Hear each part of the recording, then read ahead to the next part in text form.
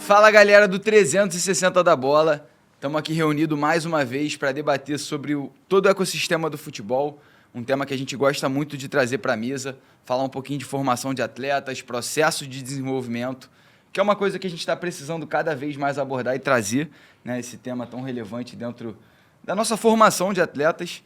E hoje a gente traz aqui um convidado muito especial, trabalha num clube que é referência a nível Brasil, né, Gabriel? Com certeza. E queria apresentar para vocês João Marcos Fernandes, treinador do Sub-15 do Flamengo. É uma honra recebê-lo aqui.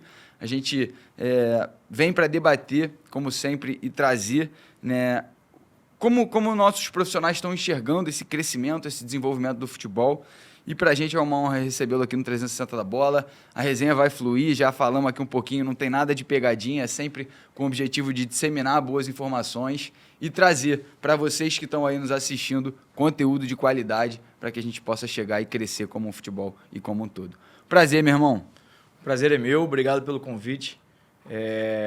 Vamos falar muito sobre futebol, sobre formação, falar sobre experiências vividas, né? Aquilo que a gente também acredita sobre esse processo aí do futebol brasileiro e o que a gente pode fazer para melhorar, né? Que eu acho que esse é o tema do momento, né? Pois o quanto a gente pode fazer para melhorar o futebol brasileiro. Estamos precisando muito. Perfeito. E agora, antes da gente começar essa resenha qualificada aqui, vou pedir para o meu co-host aqui, Gabriel Neumann, passar todas as informações que vocês precisam para seguir, compartilhar. Aí é contigo, meu irmão. Não é possível que a galera não saiba. Não é possível. A gente sempre fala aqui, mas vamos falar de novo, Vai, né? chama que é importante. Ó, pra você que tá aí assistindo a gente, já segue agora, @pod360 da Bola no Instagram.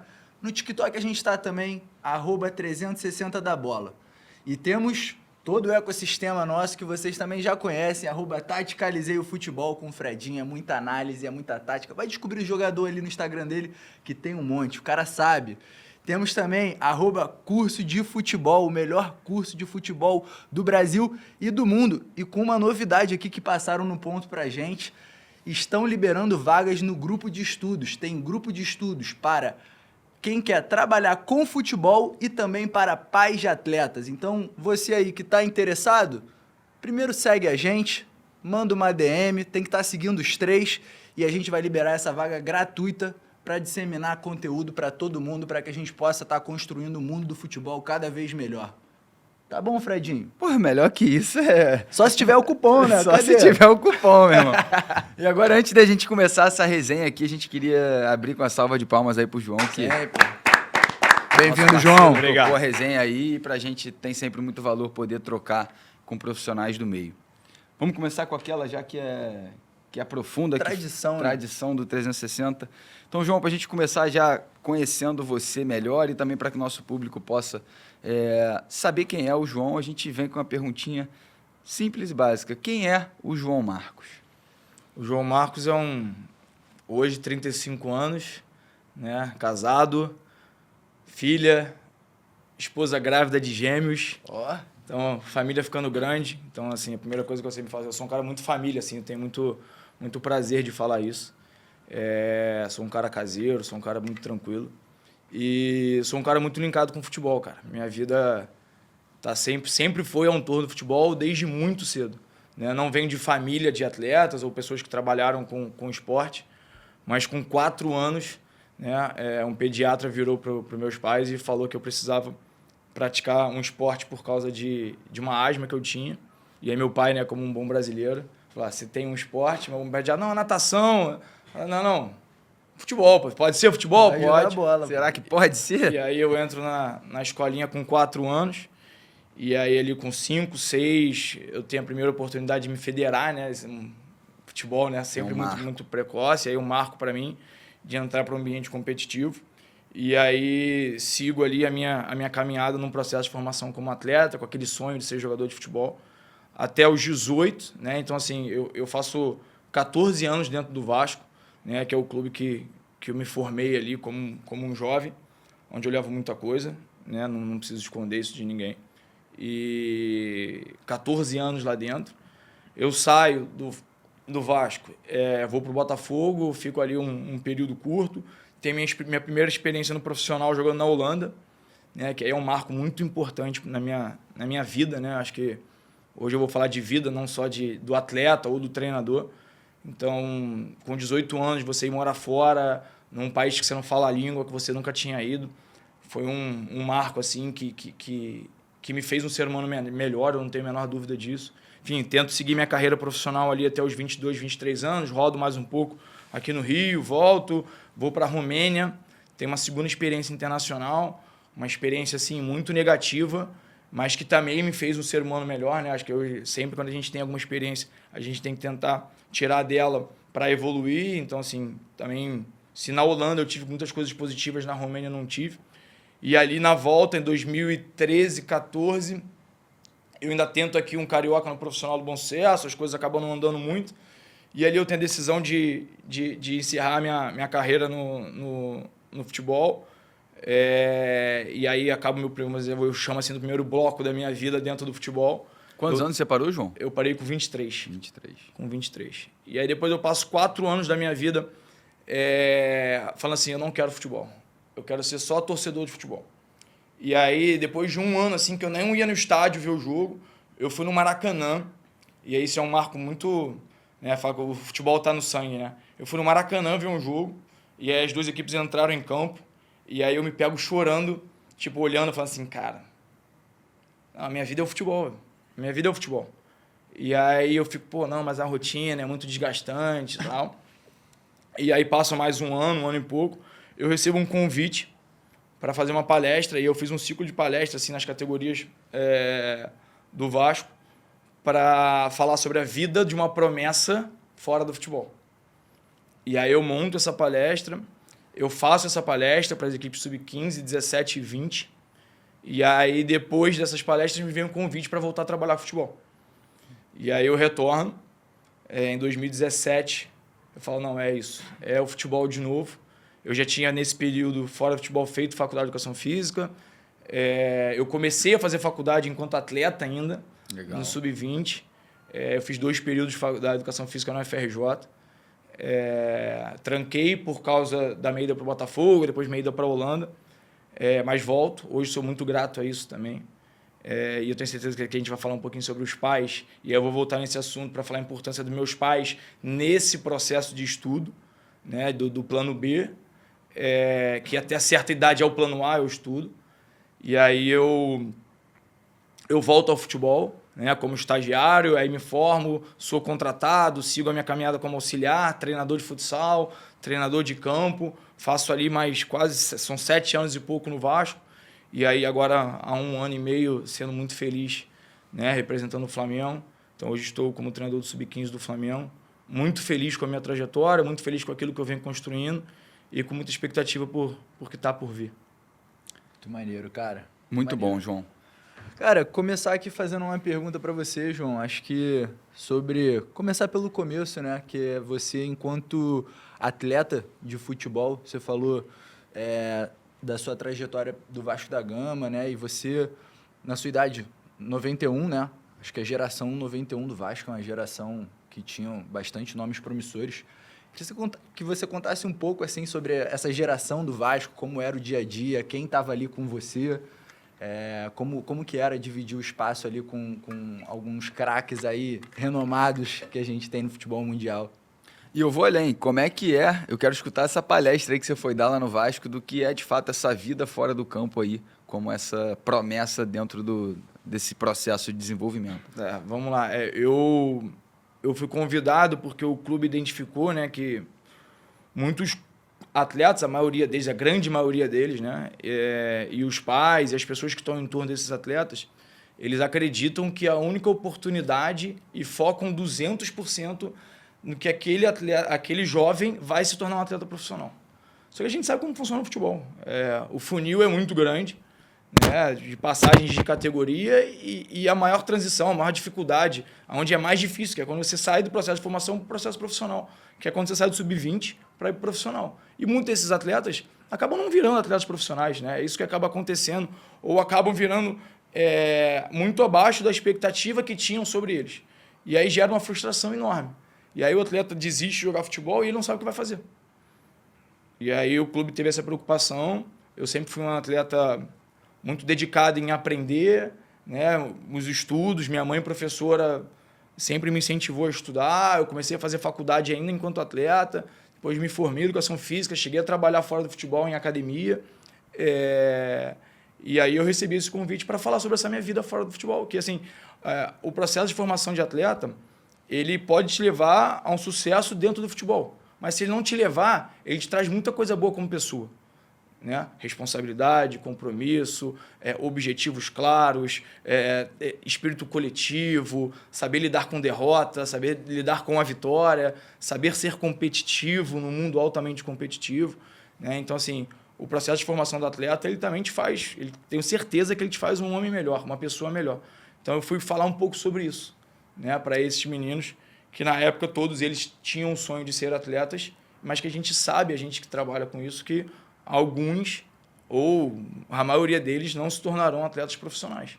Né? Então, o tema sobre isso foi muito legal. Eu gosto de falar sobre isso.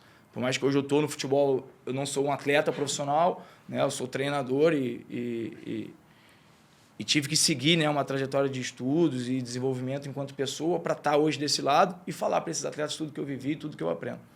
Né? Sobre a minha vida dentro do processo de formação enquanto atleta, eu tive a oportunidade de viver com grandes atletas, né? Eu passei ali a maior parte da minha trajetória jogando de meia, né? Um volante meia. E aí eu sou da geração 9-1. E aí eu fiquei encaixotado por dois caras, assim, incríveis, assim, incríveis. Primeiro eu vou falar do mais velho, que era o Alex Teixeira. O Alex Teixeira foi talvez o cara na base mais decisivo que eu vi. Diferente, né? Mais decisivo, assim, diferente, assim. Era o cara que, em vários jogos, botava a bola debaixo do braço e falava assim, me dá aqui que eu vou resolver, e ele resolvia. Então, assim, era um cara, um atleta, um jovem na época, diferente, assim, diferente, e um cara super do bem, Então, tive o privilégio de viver com ele.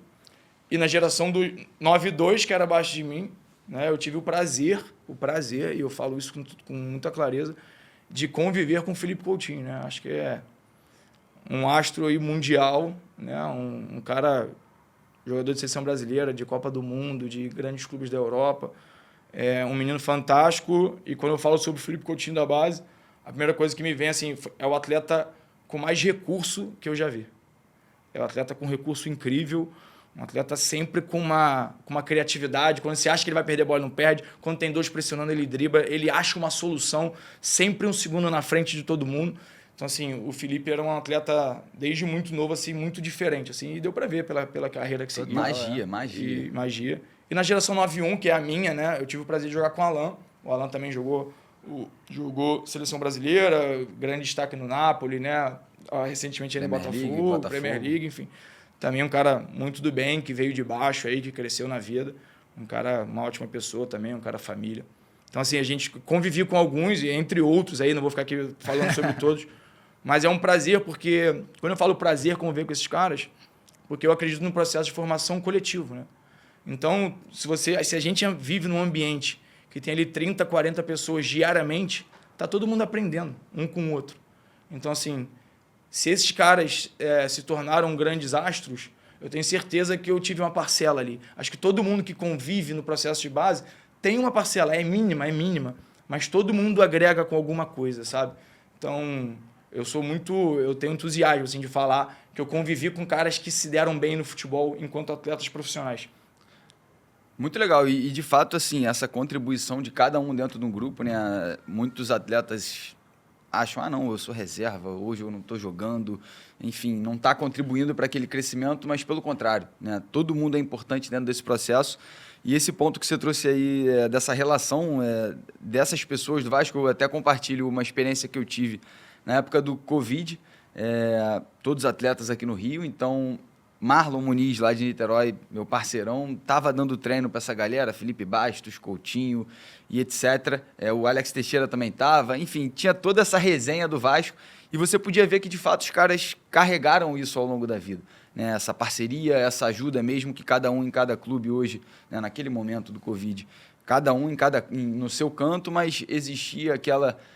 Cara, nos tornamos amigos, nos tornamos parceiros, a gente se ajudou a chegar até aqui e a gente vai continuar dessa forma. Então, com certeza o que você viveu, e eu não tenho dúvidas que você também ajudou esses caras a chegarem onde eles chegaram, João.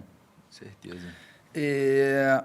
Uma coisa que ficou aqui na minha cabeça, você falando do seu processo, agora, né, inserido como treinador, como é que você enxerga o João lá de trás, o atleta João, que passou por todo esse desenvolvimento dentro de um clube, e hoje observa, né, um diferente processo acontecendo? O que você falaria para esse João lá de trás? O que ele poderia ter feito diferente? O que talvez tenha faltado dentro da formação dele? Enfim, o que você enxerga assim, de divergência? Eu sempre fui um cara no meu processo de base assim, que privilegiei muito a minha capacidade técnica e achava que isso era... Assim, isso vai me fazer virar um atleta profissional, né?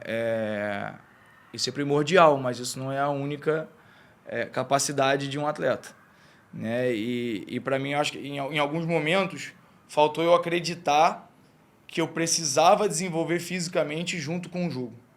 E aí, cabeça dura, né? Até o sub-17 ali, eu tinha um certo destaque na categoria, então assim, quando você tem um certo destaque, né, é mais fácil você escutar as coisas boas do que você escutar quem quer te falar uma coisa para você melhorar. E aí, enfim, meu sub-20 já não foi tão bom assim, coisas aconteceram. Eu troquei de clube, fui jogar fora e voltei. E acredito que faltou um pouquinho de resiliência em tentar continuar, sabe? Eu acho que se eu tentasse bater um pouquinho mais, eu podia ter furado essa bolha e ter vencido, sabe? Então eu olho para hoje, o João com 35, eu olho lá para o João de 17 e falo, cara, você poderia ter sido mais resiliente e escutado um pouco mais as pessoas que falavam certas verdades para você e você não queria escutar. Isso e eu levo isso muito para mim como treinador hoje. Eu levo muito, muito, muito. E tem parcela do pai e da mãe aí trazendo bons insights, porque eu, cara, na minha vida, eu confesso que também me relaciono com isso aí. Tecnicamente sempre fui muito bom, mas fisicamente estava muito abaixo. E era meu pai aqui, meu pai foi atleta de alto nível, de outro esporte, barco à vela, mas sempre no meu ouvido, tem que correr mais, tem que comer menos, tem que correr mais. E eu, não, tô bem, tô garotão. E sinto que o estalo veio muito tarde. Idem. A gente acha que a gente está pronto. Essa é com 17 anos, quando começa, com 15, 17, que é quando realmente começa a visibilidade do processo de base, né, e você tem um certo destaque, você acha que você está pronto. E muita gente ao seu entorno, e cada vez mais, a minha época isso já existia. Hoje é absurdo o tamanho, a proporção que esses atletas tomam, muito jovens. Mas a gente, quem estava em torno ali, você prefere escutar o que é o bom, o que é o mais fácil, o que é o mais cômodo. E em algum momento ali eu deixei de desenvolver para buscar a melhor versão do João Marcos. Eu falo isso muito para meus atletas, eu trago isso para a minha vida hoje como treinador. Cara, a sua competição é contra você. Então você tem que buscar a sua melhor versão. E qual é a sua melhor versão? Aonde você quer chegar? Os caminhos que você toma na sua vida vão te levar para um destino que o detalhe faz diferença. Você está numa estrada ali, você tem ali a bifurcação, você tem a decisão A e a B para tomar. Se você tomar errada, muitas das vezes, não tem retorno. E o cara que pegou a A, ele vai andar, vai passar na sua frente, ele percebeu alguma coisa primeiro que você e ele vai embora. E nesse mundo de um processo altamente seletivo, que é o esporte de alto rendimento, difícil ter a segunda chance. O que você já deixou para desenvolver, você não desenvolve mais. Você tem que estar sempre no limite. E em alguns momentos ali, olhando para trás, eu deixei de ir no meu limite. E eu acho que depois pesou e quando eu fui correr atrás já não era mais suficiente, também não fui resiliente para tentar buscar certas situações. Enfim, e aí a carreira desandou. E eu sempre fui um cara que acreditei que se fosse para ser, era para ser de verdade. E aí o futebol começou a me levar para um caminho que eu também preferi parar e levar o meu estudo. E hoje está nessa posição que eu estou e eu sou muito grato por tudo que eu vivi como atleta profissional. Me ajuda muito hoje na minha carreira como treinador, olhar lá para trás e ter vivido tudo que eu vivi. É muito legal você ter essa percepção, essa consciência e, cara, conseguir aplicar isso no seu dia a dia de trabalho hoje, né? E como você falou anteriormente também, sobre contar essa sua história e essa sua vivência, os aprendizados para jovens que talvez estejam passando pela mesma coisa hoje, né? E pegando esse gancho aí do final da sua fala, né, de você falar muito isso para os seus atletas, com certeza você tem uma grande vantagem de ter vivido futebol de verdade ali e hoje tá com todos esses moleques e poder passar muitas coisas para eles. Mas eu queria saber, assim, de todas as vantagens que você tem nessa história, qual você diria que é a sua maior vantagem por ter sido jogador e hoje treinador? É saber o que esses atletas estão pensando. Eu olho para eles com 15 anos hoje, né, que é a categoria que eu estou atuando, eu tenho muita clareza, assim, quando eles tomam algumas ações, eu falo assim, cara, eu já passei por isso. Eu já fiz isso. Eu já fiz isso. Eu sei o que ele está pensando, eu sei por que ele está fazendo isso. E isso me ajuda a tomar uma decisão de, às vezes, ser mais ríspido com o atleta, mas, às vezes, ter calma com ele. De dar o espaço. Dar o espaço, deixa ele tomar essa ação, deixa ele vivenciar isso, deixa ele errar para ele aprender com o erro. Isso me ajuda muito, assim, a ter calma. Eu sou um cara que gosto muito, eu não tenho nada muito engessado, eu sou um cara que gosta muito de interpretar processos para tomar decisões. Eu gosto muito de interpretar as ações desses atletas, o que eles fazem no dia a dia, por que eles conversam com você, por que eles não conversam, por que naquele dia estão mais animados, por que estão menos, por que naquele dia ele jogou melhor, por que naquele dia ele jogou pior. E tentar entender por que ele está vivenciando isso. Pode ser alguma coisa muito específica dentro do clube, pode ser alguma coisa de fora. E essa vida de atleta que eu tive me ajuda muito, cara. Me ajuda muito a eu perceber até esse olhar para tomar a melhor decisão sobre qual vai ser a minha ação sobre aquela tomada de decisão daquele atleta. Tomar decisão não é muito, na maioria das vezes não é sobre o jogo, é sobre a vida. É como formar esse atleta melhor. Então, assim, essa experiência me ajuda muito. Não, e a gente fala, cara, é o atleta, mas é uma idade que é um adolescente e tá ali se formando enquanto pessoa, não só fisicamente, mas mentalmente, né? Criando consciência ali, criando ainda mais personalidade. E me vem à cabeça, assim, porque a brincadeira do futebol eu acredito que deva ficar mais séria, né? Ele passa pela transição, já está no campo e o jogo vai ficando mais sério e ele vê algumas pessoas desenvolvendo o físico, desenvolvendo até mais do que o próprio atleta ali. E como que você faz para trabalhar com essa, entre aspas, essa pressão que esse atleta passa, né? Esse mar de coisas que vem à cabeça dele, né? O corpo mudando, você vê um atleta do seu lado que tá mais alto, tá mais forte e antes, na categoria anterior, você era melhor que ele, mas agora ele tá te passando porque fisicamente ele tá mais forte. Como que você faz para lidar individualmente dentro do coletivo, assim? Isso. Antecipando cenários, né? Uma coisa que eu acredito, que é você mostrar para o atleta e não ser um treinador reativo, eu só vou tomar decisões, é mostrar para eles os caminhos, o porquê que as coisas podem acontecer e ser muito sincero, cara, ser muito verdadeiro com eles. Porque você falou assim, eles têm 15 anos, eles são adolescentes. Né? Eu concordo, eles são adolescentes, eles têm 15 anos. Isso não muda, mas o futebol é precoce. E isso também não muda. E é cada vez mais precoce. Então, se um atleta de 15 anos ele já quer ter uma remuneração, se um atleta de 15 anos já tem um certo status e a rede social hoje coloca eles num mundo muito fora de uma realidade. Se o atleta de 15 anos já quer ser reconhecido em certos lugares que ele vai, e hoje os grandes destaques do Sub-15, por ter convocação de seleção brasileira, por ter competição nacional, pelos jogos serem transmitidos, por ter muita gente vivendo em torno do futebol, esses atletas eles conseguem isso. Esses atletas eles precisam entender também que eles serão cobrados e escutarão verdades que talvez adolescentes de 15 anos que estão na escola não estão preparados para isso e não recebam essas informações. Só que no mundo do futebol, o mundo do futebol é seletivo.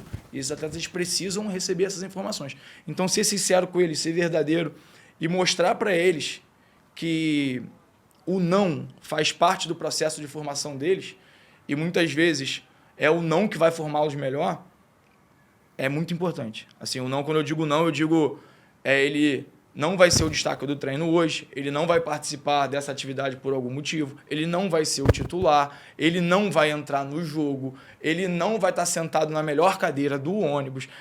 Assim, tudo que a gente precisa falar precisa ser dito para o atleta com muita clareza. E se a gente puder antecipar o cenário, melhor. E o não faz parte de trabalhar essa frustração dentro deles, né? Que no esporte, a gente, por mais que queira ganhar tudo, queira estar lá no top 1 o tempo inteiro, não é assim, né? No futebol, você acaba perdendo títulos muito mais do que levantando troféus. Então, é sempre esse paralelo aí que eu imagino que na formação...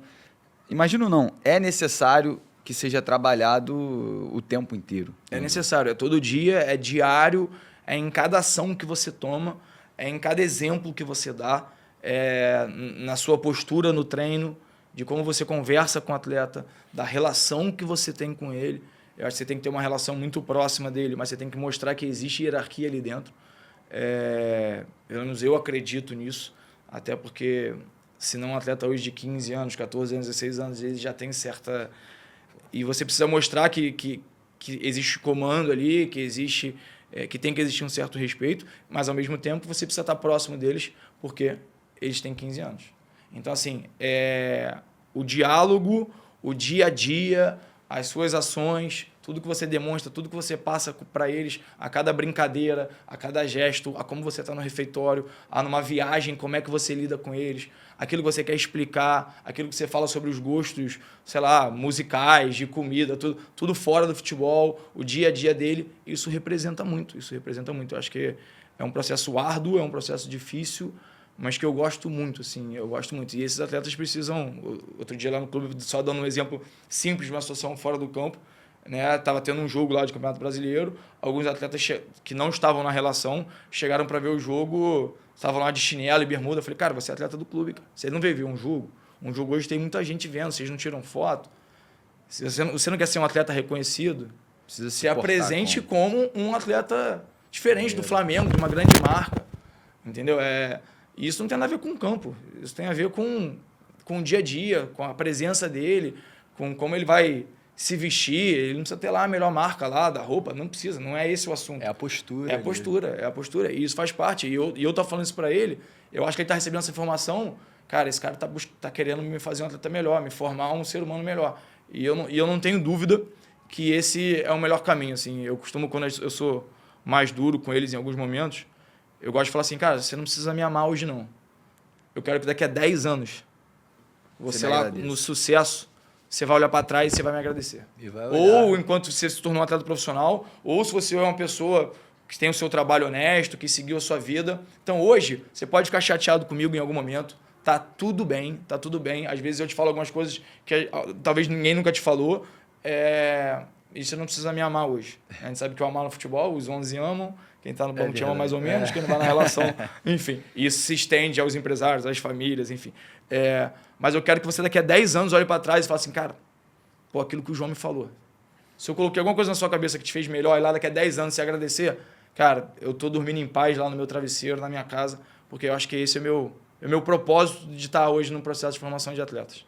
Legal. E, João, escutando você falar um pouquinho desses nãos aí que são trabalhados no dia a dia, me veio uma pergunta aqui bem de moleque de 15 anos mesmo, que eu fazia quando estava nessa posição e que agora, olhando para o jogo, né, de outra forma, enxergando outras abordagens, eu já até imagino a tua resposta, tá? Mas com relação a essa pré-eleção, os 11 titulares que vão jogar no sábado, na quarta-feira, como é que você trabalha isso? É algo que já vem pré-estipulado ao longo da semana e eles já sabem que vão entrar em campo jogando naquele sábado ou não? Você é o treinador que gosta de segurar essa informação para que todos fiquem 100% conectados, independente de estar dentro de campo nos iniciais ou não? Eu sou muito claro com eles, assim, e aí vou falar um pouquinho sobre o planejamento, daquilo que eu acredito, que eu acho que vai ficar claro, né, a minha resposta. Eu costumo dividir o calendário em blocos, né? E aí eu entendo em que período eu estou trabalhando o desenvolvimento deles num processo de formação independente do calendário competitivo, tá? E em que período, né? E aí vamos dizer assim, nas fases finais, nos jogos mais importantes agora, por exemplo, a gente vai estar numas quartas de final, semifinal e final, se tudo der certo, a Copa do Brasil Sub-15, onde o ambiente, o cenário competitivo é um pouco mais relevante, tá? Então, nesse primeiro bloco, né, onde independe do que vai acontecer no final de semana, muitas das vezes os atletas só sabem ou na véspera ou no dia, né? Porque eu preciso treinar todo mundo igual. Então, eu não posso fazer certas divisões no treino. Até para motivá-los, até para entregar o melhor possível para o grupo como um todo.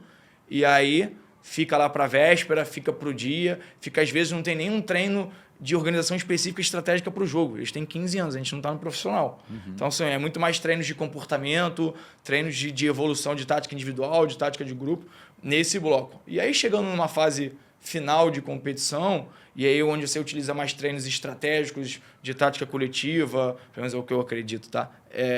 Para os jogos finais, aí já tem assim, durante a semana já fica mais claro para eles quem vai jogar. Mas eu sempre falo, o que vai acontecer nesse período, no segundo período, depende muito de vocês, cara. Depende muito do primeiro período, porque no primeiro período eu vou oportunizar todo mundo. E se vocês me mostrarem que vocês merecem jogar, todos vão jogar. Se vocês todos me mostrarem que merecem jogar a mesma minutagem, todos vão jogar a mesma minutagem. O mínimo todos vão ter, tá? Agora, a mesma, ou quem vai jogar mais e quem vai jogar menos, depende do atleta. O campo fala. O campo fala. Perfeito. E nesse segundo momento, aí não. Aí, ó, a partir daqui, isso é antever o cenário, para depois você não querer problema na frente. A partir daqui, nessas próximas 3 semanas, quem me entregou mais nos últimos 3 meses, e eu acredito que vão ser os melhores para aquela estratégia, para aquele momento, esses atletas aqui vão estar nos 11, né, para ser bem claro, e vão iniciar. Não que não possa mudar, mas eu já vou com uma ideia muito mais preparada para o treino de equipe ideal. O treino pode mostrar uma coisa ou outra diferente, mas difícil, porque naqueles 3, 4 meses você já sabe mais ou menos o que os atletas te entregaram. Então, nesse segundo momento, aí não. Aí é uma coisa já mais clara, mais estabelecida. E tá com eles. A competição tá com vocês. A competição é interna. Quem me entregou mais, lá no final, vai ter mais oportunidade.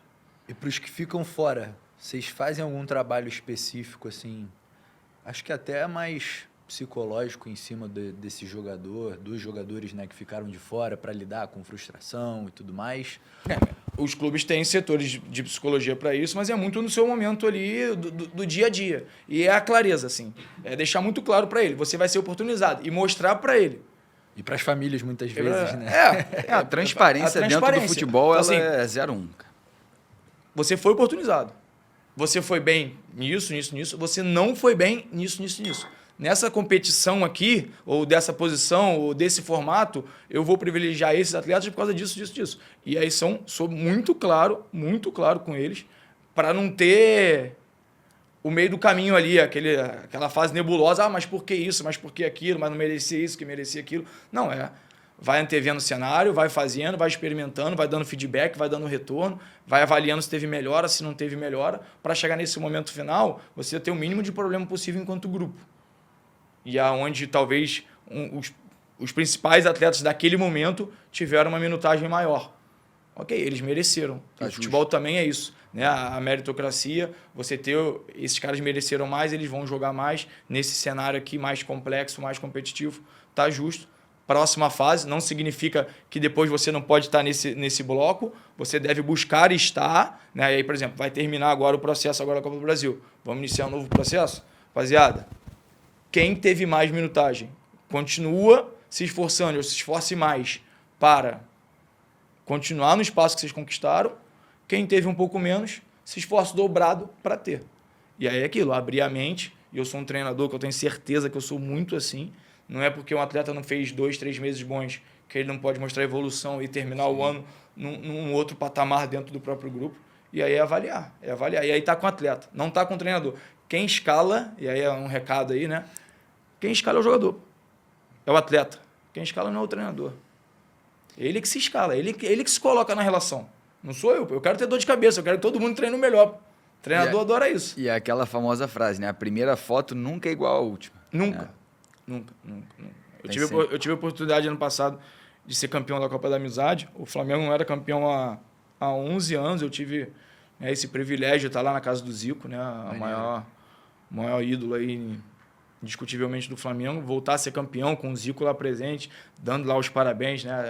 É uma coisa que marca muito quando você trabalha no Flamengo. Tá lá na casa dele e ganha. E é uma coisa que eu acho legal falar assim, foram 6 jogos com 6 relações diferentes. Então é isso. Era um grupo que me mostrava que tinha mais atletas com capacidade de ter relevância no grupo. Me mostraram isso? Beleza, estou com vocês, vamos embora. Foram 6 jogos com 6 relações diferentes. E jogamos e ganhamos e, enfim, conseguimos fazer o nosso melhor. Então é com eles. Se tiverem 11 me mostrando, jogam 11. Se tiver 20, jogam 11 naquele primeiro momento. Mas depois a gente vai mudando. São quantos hoje num grupo desse? Eu tenho de quantos atletas? Eu tenho hoje 22 atletas de linha e 3 goleiros. Então, bem assim, reduzido o N. O Flamengo hoje trabalha nesse formato, aí não funciona assim em todos os clubes. Eu já trabalhei com grupos maiores, mas hoje lá a gente trabalha nesse formato de ter grupos menores, você consegue ter um olhar mais individualizado, né? Você consegue ter treinos mais específicos, é mais fácil também para controlar a minutagem dentro do ambiente competitivo quando você tem um grupo menor. Então, hoje a gente tem um grupo reduzido. E fora que também rola muito imagino eu, né? Puxa um moleque aqui mais novo que está se destacando e chega ou não tem esse processo de transição breve ali? Cara, esse é um assunto muito legal, assim. Eu vou falar o que eu acredito, porque às vezes tem um atleta na categoria menor que ele se destaca dentro do jogo, ele resolve os problemas do jogo, ele é um artilheiro, ou ele é um defensor de alto nível, com alto poder de construção e proteger balizas, enfim. Mas eu acho que para o atleta pular de categoria ou momentaneamente ir na outra categoria, não depende só do desempenho dele dentro das 4 linhas.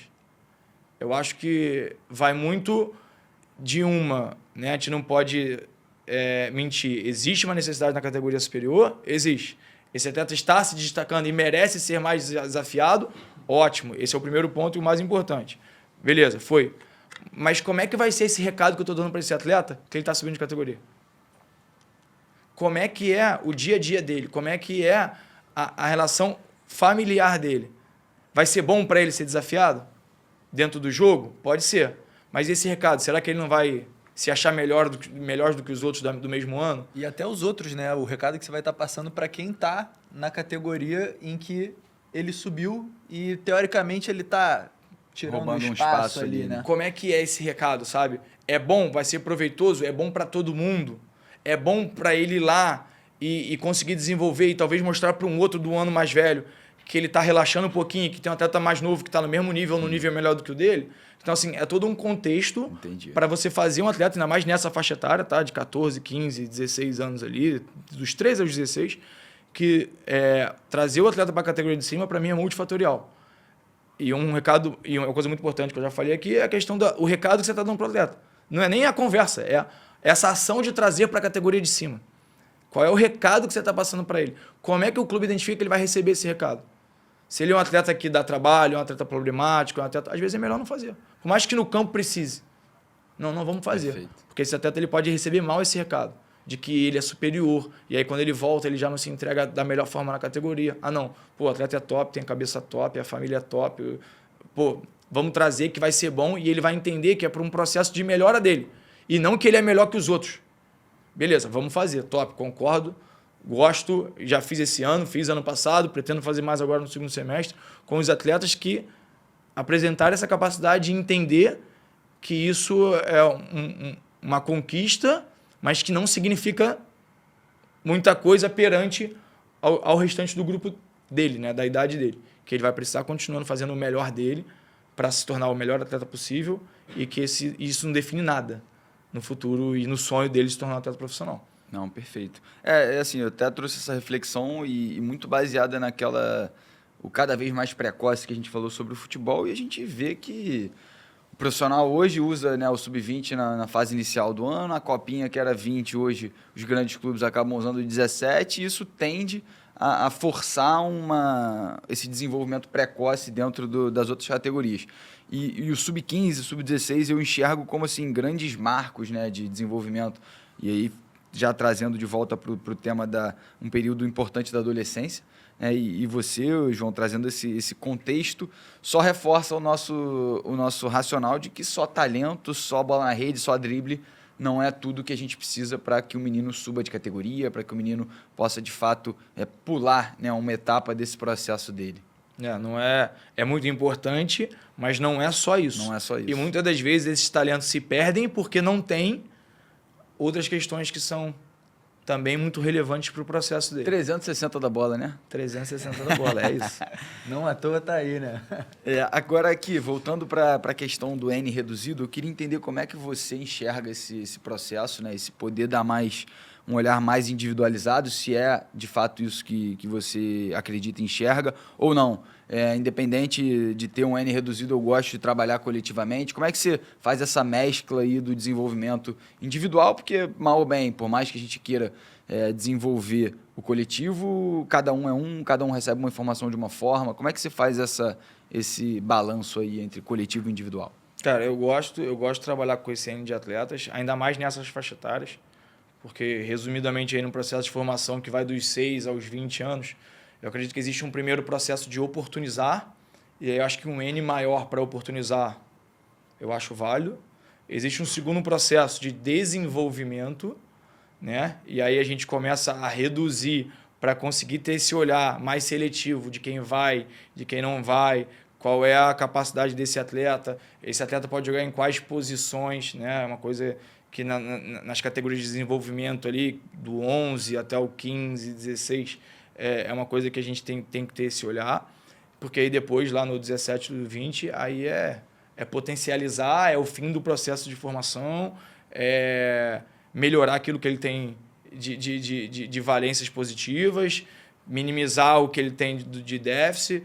Então, assim, e aí o funil, naturalmente, ele vai se encurtando, né? Você trabalha, por exemplo, no sub-20 com 3 faixas etárias, então você não pode ter grupos grandes, né? Então, assim, você vai reduzindo e ali você já está lidando realmente com os melhores, porque, já falei aqui, o processo final lá do funil, que é fazer esse cara ir profissional ou fazer esse cara dar um retorno financeiro para o clube, são poucos que conseguem, né? Então, dividir nessas etapas, eu gosto de trabalhar hoje no sub-15 com esse quantitativo. Eu acho que é um quantitativo para esse funil que vai acontecer muito interessante para aquilo que o clube tem de expectativa e para aquilo que a gente consegue fazer enquanto treinador, enquanto comissão técnica, no dia a dia com esse quantitativo de atletas.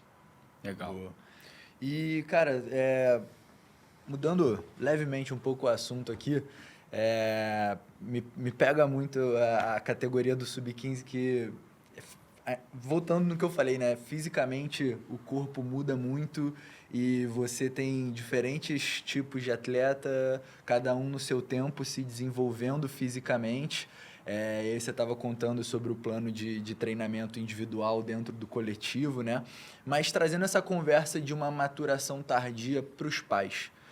Qual o conselho que você daria para um pai que hoje vê o seu filho com a maturação tardia, entre aspas aqui, ficando para trás e perdendo um pouco de espaço? Assim, o que esse pai ele pode estar fazendo, o que ele poderia ou deveria estar fazendo pelo filho nesse momento? Os pais precisam ter calma. Confiar no tempo. Essa é a primeira coisa. Os pais, eles não precisam e não devem se balizar de chegar no final. Eu vou te fazer uma divisão aqui. Até o sub-13, 14, que é onde ainda existe muita diferença de maturação. O único balizador não é se o atleta está jogando com a camisa 1 até a 11, se ele está jogando da 12 ou até a 20 alguma coisa, ou se ele não está na relação naquele momento. Isso não é balizador de nada para o sonho dessa criança, né? Então, pais, calmem. Não precisa botar o filho em 83 personagens. O seu filho não vai desenvolver naquele momento se ele é tardio. Confiem no processo do clube. Se o seu filho está lá, mas naquele momento ele joga um pouco menos, mas ele segue lá, é porque o clube tem alguma coisa guardada para ele. Então, calma.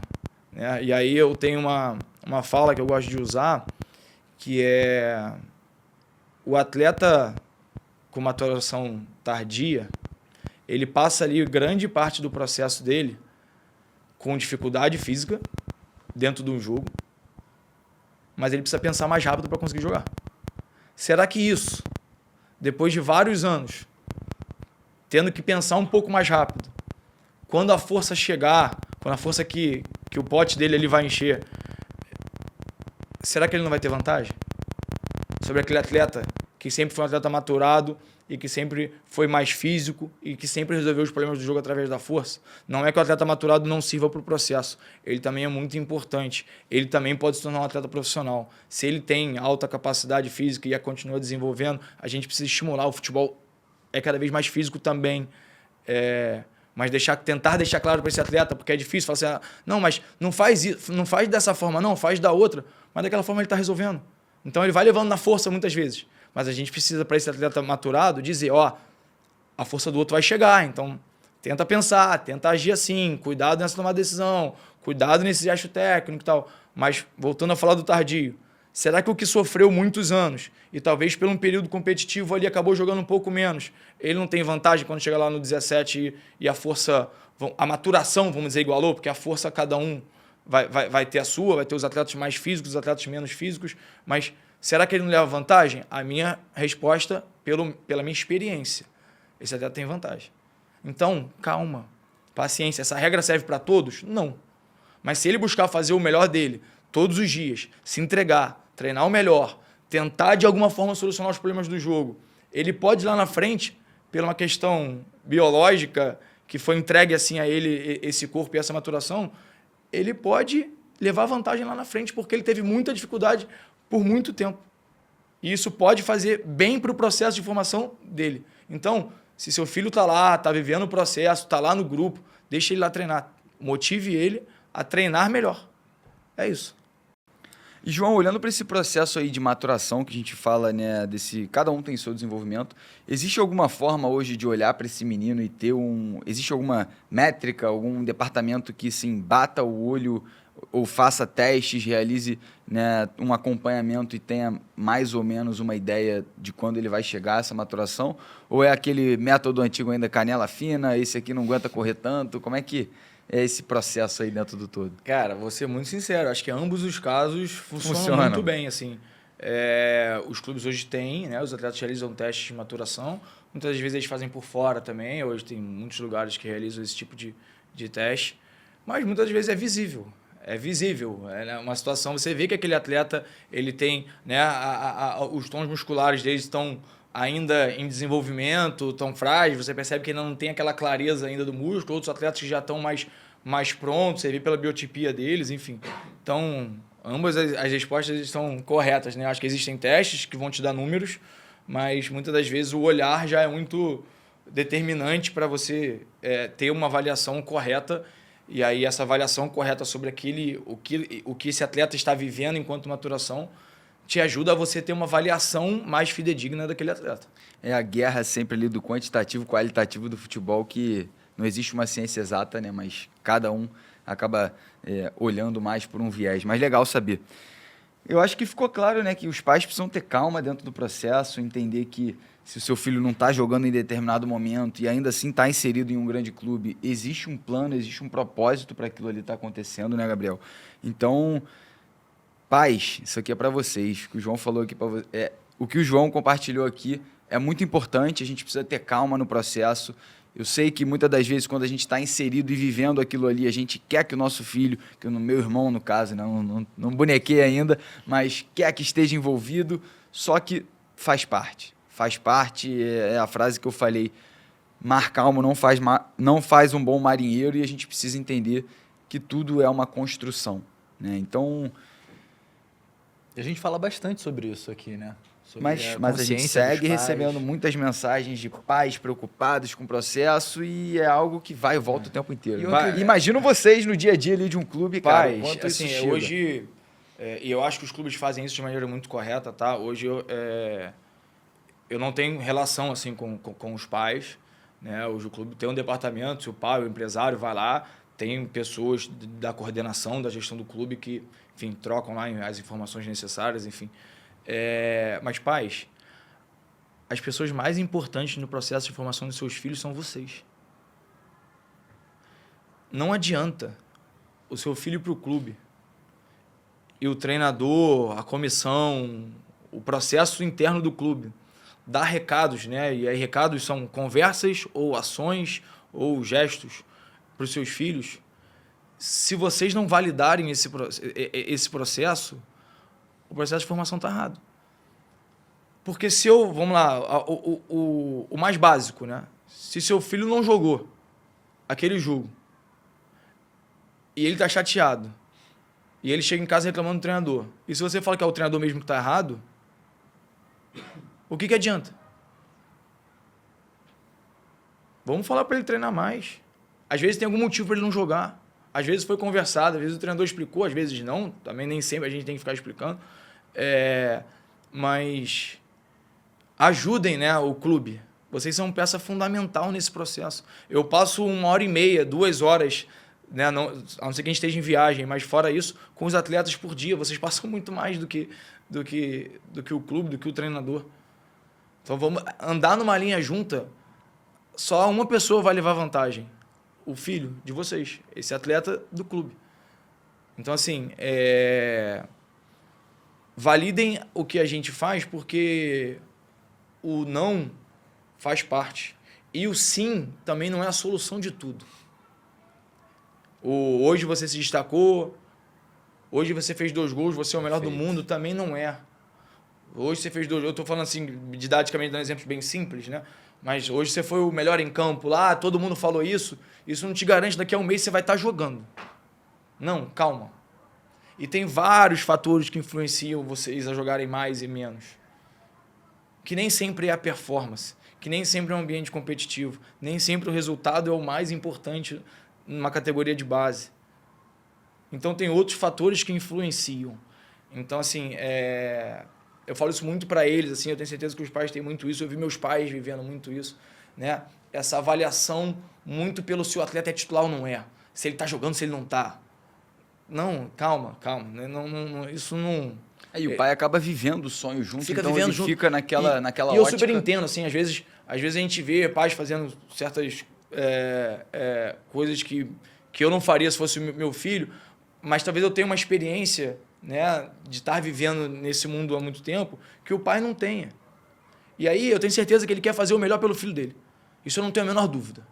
O pai sempre quer fazer, ele sempre olha para o filho dele. E ele quer fazer o melhor pelo filho dele.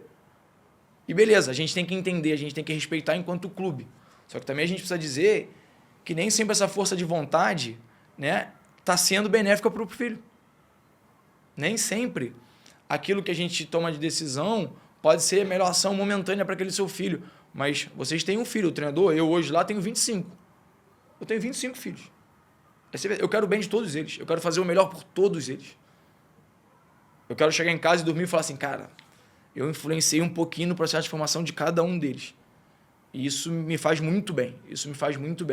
Então, assim, ter calma, validar o processo, ajudar, acompanhar. Né? Tudo que a gente faz está certo. Né? A gente não erra. Não, a gente erra. Faz parte. Né? Paciência, avalia, conversa com o clube.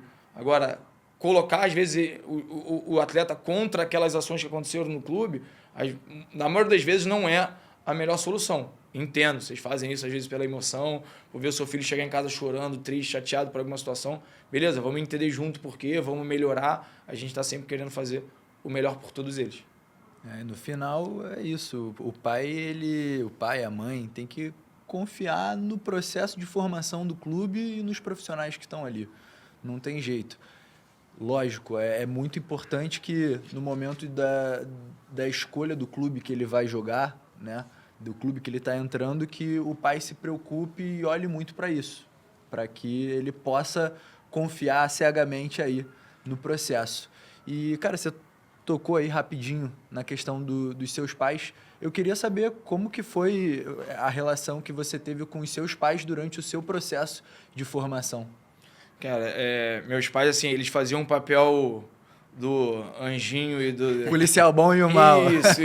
Era muito interessante. Quem era quem? A minha mãe sempre foi, assim, que queria me dar conforto, que aquele colo amigo, né? Calma, filho, tá tudo bem. Mamãe, né? Mãe, te amo.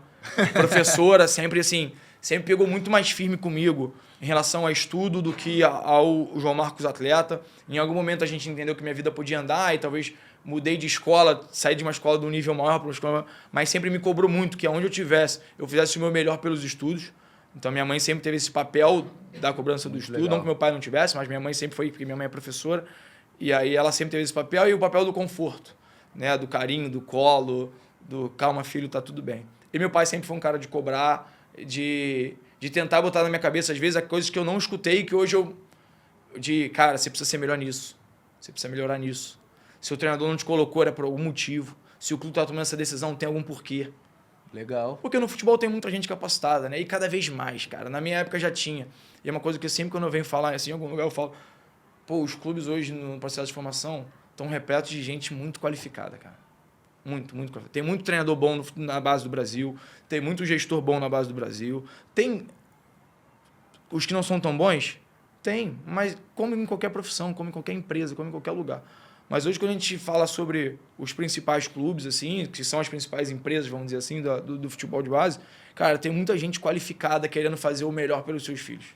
Muita gente. Né? Desde do roupeiro lá, do auxiliar de campo, ao gestor, cara. Todo mundo está trabalhando em prol e são pessoas qualificadas, são pessoas que têm experiência, que estudam, que tentam entender da cabeça desses atletas, que tentam entender do jogo, aonde eles podem chegar, e a gente busca se qualificar cada vez mais para trazer um futebol melhor, né? Um futebol melhor e um ser humano melhor, né? Acho que Sim. é um processo de formação de ser humano. Já falei isso algumas vezes aqui, que eles consigam realizar o sonho, mas que se eles não conseguirem realizar o sonho deles, que eles levem esse processo para a vida, como outros profissionais, como seres humanos, como pessoas melhores. Legal. Perfeito. A gente fala muito disso, né? Do desenvolver não só o atleta, mas sim o ser humano.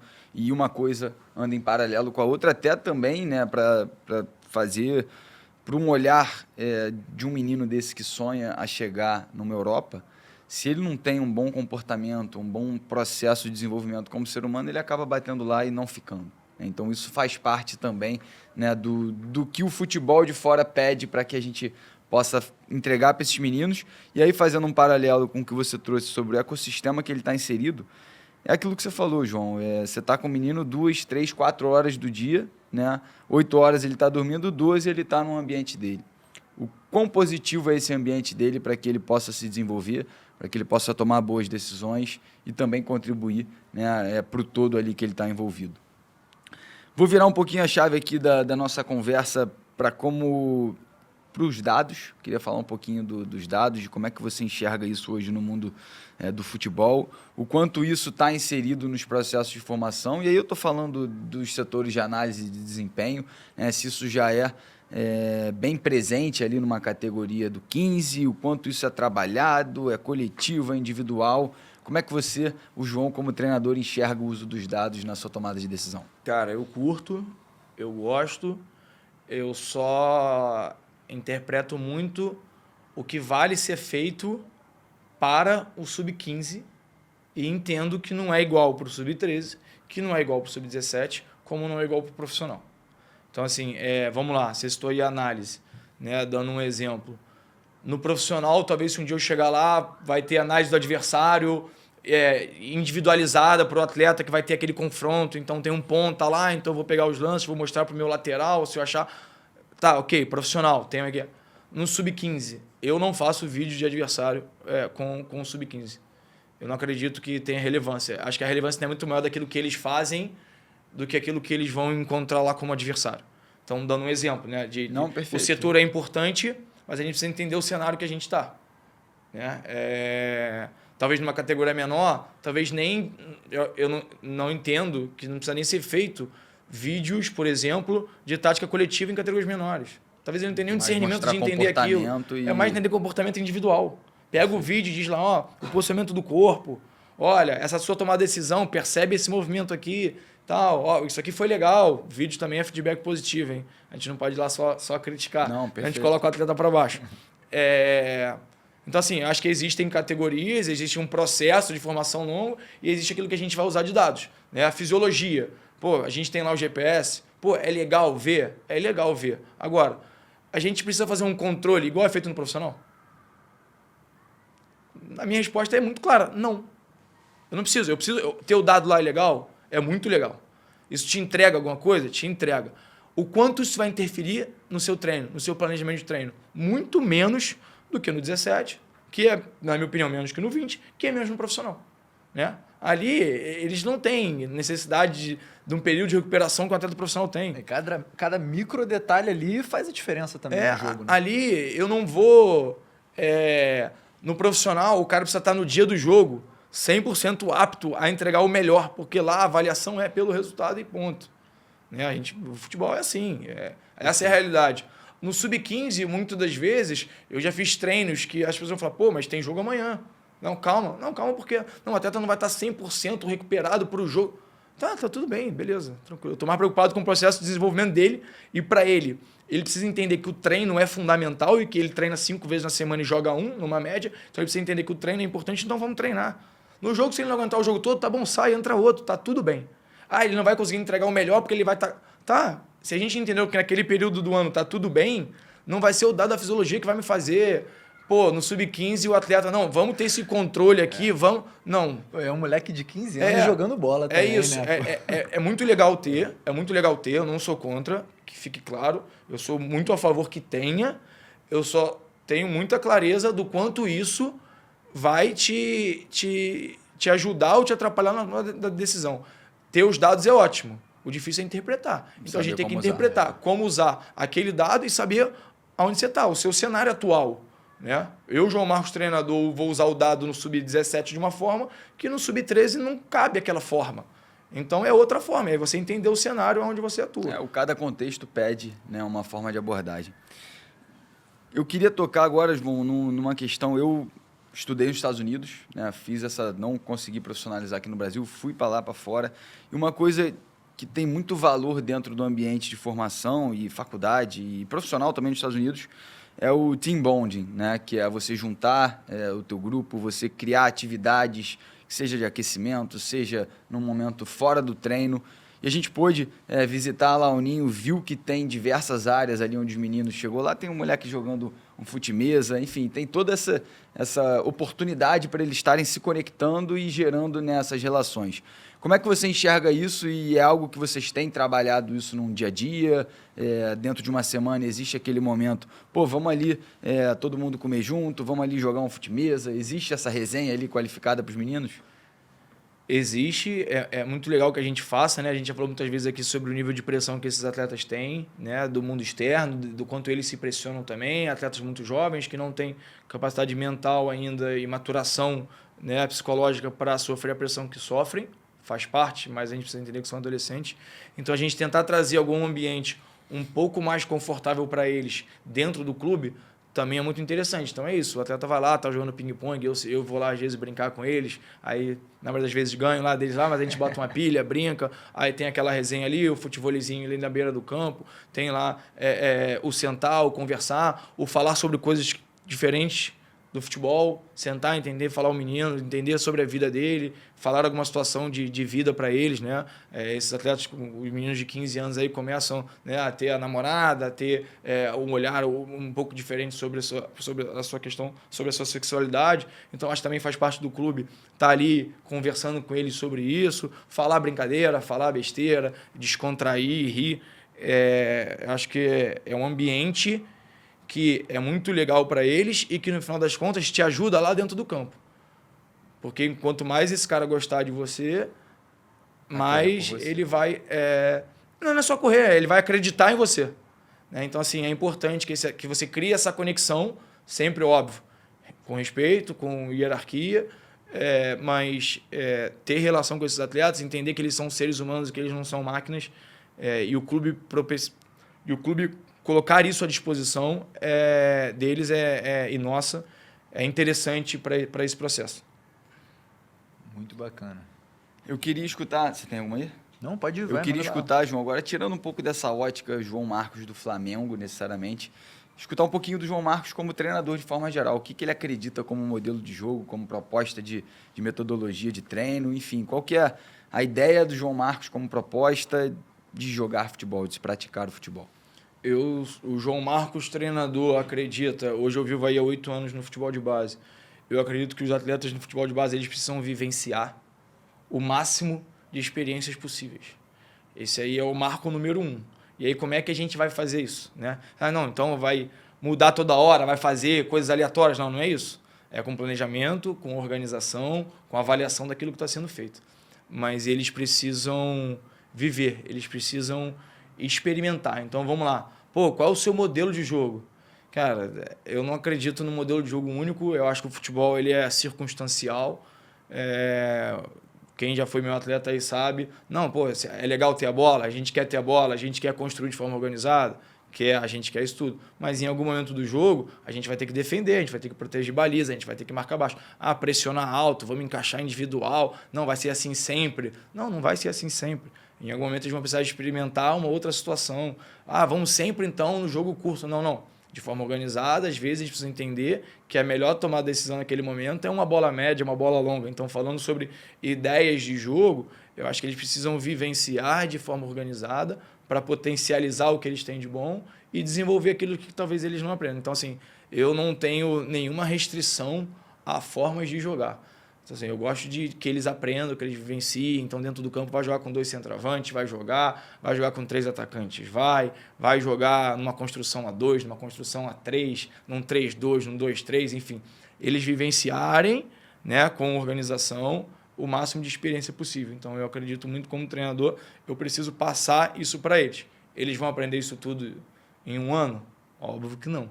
Então, assim, eu já dei aqui vários exemplos, são coisas que vêm sendo construídas. Coisas que eu trabalho e que eu acho que chega numa categoria que você já consegue fazer isso. Em categorias menores, né?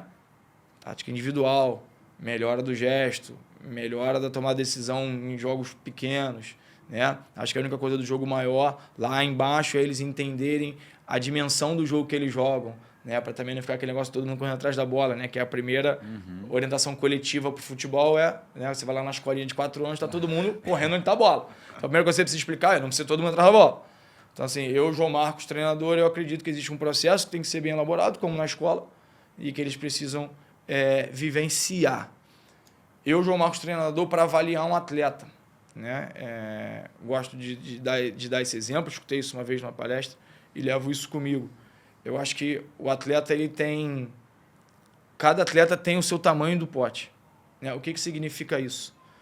O atleta A, ele tem lá 20 litros no pote dele que ele pode encher. É a capacidade que esse atleta tem de chegar a algum lugar, né? O outro atleta, o atleta B, ele tem um pote de capacidade que enche 10 litros. Só que todo dia, toda semana ele vai lá no Ninho, lá no CT de treinamento de todos os clubes do Brasil, para encher 1 ml. Mas a partir do momento que ele não encheu mais, aquilo ali não enche mais. Já passou.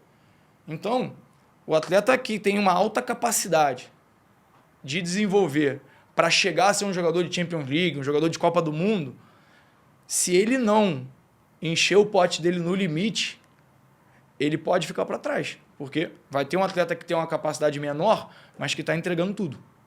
Então, lá no final das contas, ele vai entregar o pote dele cheio. E o pote pode ter 10 litros e o do outro pode ter 8. O que tinha capacidade para encher 20. Então, como é que eu gosto de avaliar o atleta? Entender a capacidade que ele tem, o nível que ele pode chegar e se ele está conseguindo performar e desenvolver para encher ao máximo o seu pote. Então, assim, a primeira coisa é a gente ter esse olhar para que nível de atleta ele pode chegar. E a gente chegou agora no Sub-15, Sub-16, 17, a gente consegue ter um pouco desse olhar e entregar o máximo para todos eles, cada um no seu tamanho. Mas que todos consigam encher o seu pote. E o que é encher o seu pote? É desenvolver da melhor maneira a forma técnica, é desenvolver da melhor maneira a forma tática, o entendimento do jogo, é desenvolver de forma física aquilo que ele pode entregar de melhor e que tem que entregar, e entender de maneira competitiva e comportamental daquilo que ele se comporta, como ele age, como ele atua no seu dia a dia e o quanto ele consegue competir, né? A gente está falando de um esporte de alta performance, então falar sobre atletas competitivos e resilientes é fundamental hoje em dia. A gente está tendo mais exemplos de equipes e atletas que conseguem competir, são resilientes e conseguem chegar longe. É um nível de aprofundamento e de detalhe, né? Cada episódio que passa, a gente tá aqui só aprendendo ainda mais e descobre cada vez mais coisas. E ainda tem gente que acha que é só a bola ali, pô. É só as 4 linhas e chega ali e joga e vai cornetar, né? Que para mudar a seleção brasileira é só escalar quem tem que escalar e pronto, e acabou. Nossa, isso aí era uma resenha. Tema bom, né? Parece tema bom. A solução tá fácil, tá todo mundo a solução. Não. Enfim, né? Um país continental, vamos criar uma identidade. Não é fácil. Dá para fazer, mas a gente tem que ter calma também um pouco, assim. Acho que calma para todo mundo, né? Não é só para os pais, é para a rede social, é para todo mundo envolvido dentro do processo. A gente precisa ter calma. Hoje é tudo muito rápido, assim. É para ontem. A rede social é para ontem. O venceu tá tudo muito bom. Não venceu, enfim. O mundo hoje está assim, né? Então. Total. Mas nós que somos profissionais do futebol, ou vale para qualquer área, né? A gente não pode deixar se levar por isso. A gente tem que ter muita calma na nossa tomada de decisão, não se deixar levar pela opinião pública muitas vezes, para entender que nós somos os profissionais, nós estudamos para estar aqui, nós temos que ter calma para tomar decisões, e aquilo, nem sempre quando ganhou está tudo bom, e nem sempre quando perdeu está tudo ruim. Existe um caminho, avaliar, interpretar e ter cuidado na hora de tomar decisão. Total. O futebol é um ambiente de pressão multidirecional, né, João? E assim, por mais que, falando até da minha pessoa e do meu olhar sobre o jogo, por mais que as pessoas capacitadas para tomar decisões dentro do jogo sejam as melhores, né, porque buscaram conhecimento, porque estão inseridas no processo também de autodesenvolvimento, não é porque o treinador ele está ali, ele não está se desenvolvendo, ele não tem que melhorar, e ele também erra. As pessoas acham que o cara que está na figura do treinador, do gestor, ele não pode errar de forma alguma. Acontece. O jogador perde um gol, o cara contrata errado, o treinador escalou mal. Irmão, é a vida. Todo mundo está sujeito a errar e a gente assim, vive num ambiente mega pressão onde qualquer tomada de decisão que saia, né, do que leva ao resultado tende a voltar para si como os corneteiros de plantão. Um tiro no pé. Aí e sempre. Aí é sempre demérito seu. Nunca mérito do cara lá. É isso aí. O jogo 11 contra 11, você tem que chegar a uma baliza e não deixar chegar na sua, só que o adversário também quer a mesma coisa que você, então... Né? É uma troca ali de um duelo, a gente tem 10 dos dois lados, a gente tem capacidade dos dois lados, e muitas das vezes as coisas que você tenta praticar não funcionam, mas é mérito do outro lado, e acho que a gente precisa ter esse olhar, e nós que somos profissionais de futebol, a gente precisa entender. Sempre avaliar, sempre querer melhorar, mas nem sempre está tudo errado. Existe um outro lado, existe equipe lá do outro lado querendo te vencer, existe um processo lá do outro lado querendo fazer o melhor também. E é isso, nem sempre a gente vai vencer, nem sempre a gente vai entregar o melhor. Às vezes a gente vai errar sim, mas calma para tomar decisão. Calma para tomar decisão. Sim, ganhando ou perdendo sempre vai ter o corneteiro ali que vai reclamar. Faz parte. Eu não estou fugindo de responsabilidade não, mas estou só querendo trazer para a mesa esse tema que é importante, cara. Sim. O futebol, e especialmente o brasileiro, vive à base do imediatismo muito forte. Né? E quando a gente entender que o processo precisa de tempo, que o pai precisa ter calma, o dirigente precisa ter calma para não demitir o treinador, que é tudo processo não é de um dia para o outro. Claro, não dá, assim, óbvio, assim, o cenário de Copa do Mundo aí, né, tá todo mundo falando, é óbvio que hoje o Brasil não vive, né, o seu auge, o seu melhor, isso é claro, é óbvio que a gente tem muita coisa para melhorar, mas não dá para dizer que tá tudo ruim. Não, e aí a gente está falando de um ciclo todo conturbado, aí a gente entra numa resenha que aí... É isso. Mas tem muita coisa, assim, tem muita gente boa trabalhando no futebol brasileiro. Essa é uma coisa que é muito claro, assim. E não é o brasileiro, não, é gente boa vindo de fora. E isso é bom pra gente também. Agrega também. Agrega, eu sou super favorável a isso. Acho que a gente tem que parar um pouquinho de falar isso. Não, porque não, é brasileiro, não é brasileiro, não. É bom ou não é? Ele entrega ou ele não entrega? Se o cara é bom, ele veio, ele está tentando aqui, ele está ajudando, esse cara tem que estar aqui com a gente tem que querer os melhores com a gente, independente se ele é brasileiro, independente do passaporte dele. Então, assim, é isso, assim. E hoje tem, cara, eu gosto muito de frisar isso muitas vezes, todas as horas que eu vou. Tem muita gente qualificada trabalhando no futebol brasileiro. Tem muita gente. Só que no mundo inteiro tem também. Não. E é isso, continuar trabalhando para alcançar sempre o nosso melhor. Mas eu tô contigo, eu vejo assim, trabalho com futebol há pouco tempo, assim, tô envolvido no cenário do futebol a minha vida inteira, mas de fato olhando por essa ótica, né, de fora do campo, que é completamente diferente quando você está inserido dentro das quatro linhas. Cara, eu percebo que o nosso momento é muito bom. Beleza, o resultado não veio numa Copa, não veio na outra, estamos revisitando o processo, estamos entendendo, mas eu vejo um caminho, cara, do brasileiro como um todo, né, e aí junta qualificação dos profissionais, fomento ao desenvolvimento, academia chegando forte, essa percepção de que talvez a gente esteja sim um pouquinho atrás nesse entendimento e nessa querência do querer se desenvolver. Então, vocês podem me chamar de maluco aí, mas eu vejo o futebol brasileiro, meu irmão, decolando. Próximos 10 anos tem tudo para dar certo, melhores gestores, profissionais se qualificando e... Tô doido para comemorar um ex aí, né? Não, todos nós. Todos nós. E o conteúdo tá aí. É isso. É desenvolver, melhorar. A gente está aqui fazendo isso, né? Cursos de internet, né? Fazendo aí uma... Curso de futebol. Uma propaganda. E outra, o curso é acessível, né, cara? 100%. A gente sempre bate nessa tecla que a gente dissemina conteúdo aqui no 360 da Bola, nessa resenha leve, Mas se você quiser também aula direta, papo reto, preço acessível, curso de futebol. Chama lá, manda aquela DM que tem um descontinho separado para você. Até mais cedo a gente estava falando aqui que tem grupo de estudo gratuito para pai, para quem quer trabalhar com futebol. Manda mensagem e vamos trocar uma ideia que com certeza vai sair coisa boa. João, a gente está chegando aqui, infelizmente, para a nossa reta final e, assim, é muito bom escutar de você todo como você enxerga o jogo, o processo, esse lado humano, o fazer o atleta experimentar diferentes situações ali dentro do ambiente do jogo, ter calma no processo. Eu acho que isso aí foi o que a gente bateu bastante aqui e talvez tenha sido o que mais me marcou dentro do todo. E aí a gente quer fechar com aquela perguntinha do 360 da bola, né, que a gente faz aqui de praxe. Vamos personalizar ela? Aí é contigo, meu irmão. Chama. Tá. Geralmente, a gente faz a pergunta aqui no final, que é perguntando para você um momento marcante da sua carreira. Como você viveu? Um momento não, o momento mais marcante, pensando no 360 da bola. Só que agora, como você teve, vamos dizer aí, 2 carreiras, eu quero 2 momentos marcantes. Chama. Cara, vamos lá. Enquanto atleta, eu tive um momento muito marcante aí, que é muito falado, né? Como falei aqui anteriormente, fiz minha base no Vasco, então tive o prazer de estar junto com o Felipe Coutinho por muitos anos, né? Ele é um ano mais novo que eu, então naquela época ali eram 2 anos por categoria, então sempre quando eu era o segundo ano, ele era o primeiro ano, a gente jogava na mesma posição. Enfim, e aí a gente estava junto. No Sub-17 a gente faz a final da Copa do Brasil, num formato diferente que era hoje, era menor, era um torneio, mas a CBF iniciando ali um processo de Copa do Brasil, de competições nacionais no Sub-17, e aí eu tive a felicidade de fazer uma final de Copa do Brasil Sub-17, Vasco e Santos, Santos de Neymar, Santos de Alan Patrick, um Santos muito forte. E a gente faz uma final com o Felipe Coutinho do nosso lado, com o Alan do nosso lado. A oportunidade de ser campeão, 2-1, fiz gol de falta nesse jogo. E aí o Neymar faz um gol de falta no primeiro tempo também.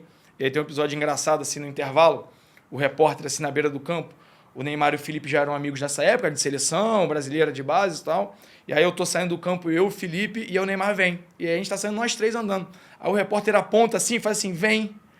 Aí eu olho para um lado, olho para o outro. Falei, não é comigo. O Felipe nessa época já vendido para Inter de Milão. Falei, não é comigo. Aqui, ó. Virei, meu vestiário tá pra lá, ó. Quando eu virei pra lá, ele... É você. Você... Aí eu, rapaz, será? Aí, na época, ali foi uma questão que foi o Neymar, porque o primeiro tempo foi 1-1, cada um tinha feito um gol. Mas esse é um episódio muito marcante no meu processo de formação, assim, porque, hoje é muito legal falar que eu tive a oportunidade de estar em campo, vivendo um ambiente desse nível competitivo e com esse nível de atleta. Neymar e Coutinho, só. Não, e talvez fazer um gol de falta, no mesmo jogo que o Neymar fez um gol de falta, em tempos que fazer gol de falta é cada vez mais raro, é algo bem singular e maneiríssimo. E levantou o caneco, tá? Menino Ney sobrou nessa daí, ó. Esquece. O João falou aí que o Coutinho foi banco pra ele na base. Chegou a informação no ponto que o Coutinho era banco, é isso mesmo? Como eu falei aqui, né? Por algum pegadinha, tempo... né? Essa pegadinha é boa. Por algum tempo eu era o segundo ano, ele era o primeiro ano. Então sempre quando ele chegava ali, né, eu era o mais velho, a gente jogava na minha posição, então em algum momento eu era o 10 e ele foi o 17. Mas assim, ele era mais novo. O Felipe Coutinho jogou muito mais do que eu. Não tem ele nem, era o banco. Isso aí não tem nem discussão, pelo amor de Deus. Mas existe essa resenha, essa brincadeira aí dos amigos, desse ambiente que a gente viveu ali junto e por ser mais velho, enfim, era natural isso acontecer. Isso, enfim, aconteceu com todo mundo. Mas aconteceu um pouquinho. Falar que tudo virou porque o Coutinho que virou e tudo virou. Exatamente. Exato. Se não fosse isso, foi só isso. Se não fosse isso, eu tava lá. E para fechar, bom, João, a história mais marcante aí até então na sua carreira como treinador, o que Cara, primeira coisa que você pensa aí? Eu vou falar 2 coisas muito, muito rápidas, assim. Primeiro, eu falei, ser campeão da Copa da Amizade dentro da casa do Zico é uma coisa muito marcante. Então, essa é uma coisa que me deixou muito, muito feliz hoje de estar no Flamengo e ser campeão dessa competição. Né? Um momento muito marcante. Né? Eu tenho 2 viagens internacionais com o Flamengo, aí, fazendo uma final contra o Manchester City no ano passado. E esse ano, fazendo a final contra o Ajax e podendo ser campeão fora, poder voltar à Holanda, né? Eu nunca tinha voltado na Holanda, eu tive agora mês passado, depois de 14 anos que eu tive lá como jogador. Então é um momento muito marcante voltar para um país que foi muito marcante no meu processo de formação. Ir lá como treinador, representando uma grande equipe brasileira. Chegar lá, fazer grandes jogos, jogar contra o Sport em Portugal, contra o PSG, contra o Wolfsburg da Alemanha, contra o Ajax, enfim, fazer grandes duelos, vencer, ser campeão, mostrar que o futebol brasileiro está aí. Então isso é muito marcante enquanto treinador num ambiente competitivo. Mas, cara, eu falo assim, é difícil determinar um momento, mas toda vez que eu tenho a certeza que eu consegui influenciar um atleta no processo de formação, é um momento marcante, sabe? E acho que ajudar esses meninos é o meu propósito. Eu cheguei a essa conclusão, assim, desde dos que mais entendem a gente, e outro dia a gente teve uma resenha lá no clube, até os que dão mais problema entender que a gente é bom o suficiente para formar esse atleta. Porque se a gente fala sobre processo de formação, a gente tem que ajudar o cara que é problemático, ele tem as questões dele, a gente precisa evoluir e melhorar ele de alguma forma. Então, assim, fazer esses meninos crescerem, vencerem na vida, olhar e daqui a pouco ver esses caras no profissional, com certeza vão me marcar. Como hoje, né, já que eu toquei nesse assunto, ver o Ryan na Copa do Mundo é uma coisa que, para mim, é muito legal, porque lá atrás eu fui estagiário, eu fui auxiliar técnico de futsal da geração 2005-2006 e o Ryan estava lá. Então, assim, hoje é um cara que chegou num nível e eu já tive do outro lado enquanto comissão técnica. Não fui treinador dele, eu era auxiliar, mas estava ali no dia a dia e ver o Ryan na Copa do Mundo é uma coisa, óbvio, que para mim é muito gratificante enquanto treinador. Porra, que histórias, hein? Muito maneiro, cara. João, queria agradecer aí, cara, essa resenha, essa troca de ideia, que possa ter sido um papo muito legal para quem está ouvindo, pais, atletas principalmente que estão ouvindo aí, cara, esse cara super experiente aí que trouxe uma infinidade de conteúdos e conhecimentos compartilhando com a gente. Só agradecer e queria só dar um recado. Dar um recadinho aqui. Não chama, fica à vontade. A gente tá com a novidade na área, né, Fred? A gente tá com a novidade na área. É verdade. Quem tá aí assistindo e acompanha sabe, o podcast 360 da Bola começou a se aventurar fora do estúdio. Lançamos um novo produto, a Expedição 360, onde a gente sai aqui da mesa das nossas 4 linhas para visitar clube, visitar jogador e vem muita novidade aí pra vocês. Então, cara, quero fazer um convite especial. Já tem episódio no ar, a gente visitando o Ninho, assistindo o jogo do Sub-20 e vem muita coisa incrível aí pela frente. Acompanha a gente aí que vem muito mais aí. Você é bem demais, irmão. Vamos pra cima, Fred. E esse cara tinha receio de pisar aqui. Salva de palma pra ele aqui no co-host.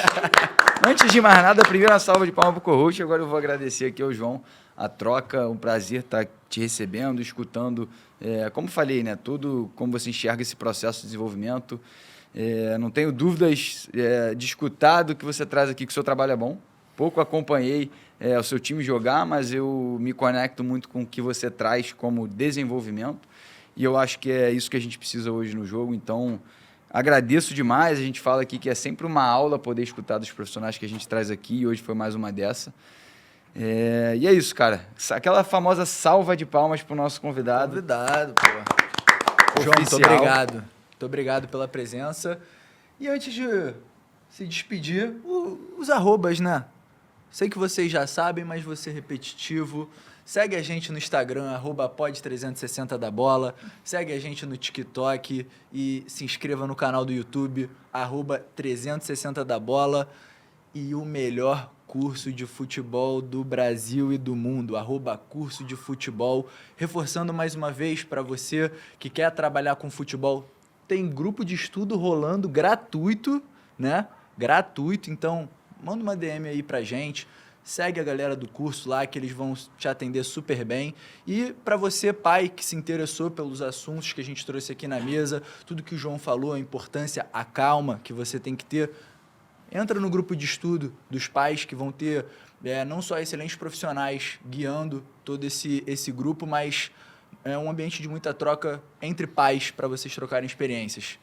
Ou seja, vem se desenvolver com a gente. João, quer deixar seu arroba aí pra galera? Cara, joão.marcos19, mas eu sou um pouco... Mais low profile, né? Eu sou um pouco mais calmo com rede social. Então, não tenho tá lá, posto de vez em quando um pouco sobre o meu trabalho. Mas vamos embora, segue lá. Obrigado pelo convite. Trocar ideia aqui sempre é bom. Ter canal aberto pra gente falar um pouquinho sobre o que é o processo de formação do Brasil hoje é muito interessante, porque a gente escuta muita coisa, sabe? Então, ter pessoas sérias que conseguem abrir essa oportunidade aqui, essa janela, para que a gente possa falar um pouquinho daquilo que é o nosso trabalho, daquilo que é o nosso conhecimento, é muito interessante. Pensando sempre em melhorar o nosso futebol, pensando sempre em trabalhar melhor pelaquele clube que a gente está naquele momento, enfim, trazendo seres humanos melhor para a nossa sociedade também. Muito bom, muito bom. E o seu arroba, Fredinho? Chama lá no Taticalizei o Futebol, compartilhe um pouquinho da minha visão sobre o jogo como um todo. Mas o mais importante para mim, é essa mesa aqui, cara. É poder estar desenvolvendo, poder estar trocando. E a gente espera que vocês tenham gostado muito desse episódio. É mais uma oportunidade para você escutar, para você compartilhar, né, com aquele amigo, com aquele pai, com aquele atleta que precisa escutar o quão difícil e também trabalhoso é um processo de desenvolvimento para o ecossistema como um todo. Eu acho que é isso, irmão. Fechamos aqui por hoje. Agradecer mais uma vez a presença do João aí. Troca alto nível, resenha melhor ainda. Mais um entregue, né, Fred? Mais um entregue. Coisa linda. Tamo junto, segue a gente lá e a gente espera que vocês tenham gostado. Até mais.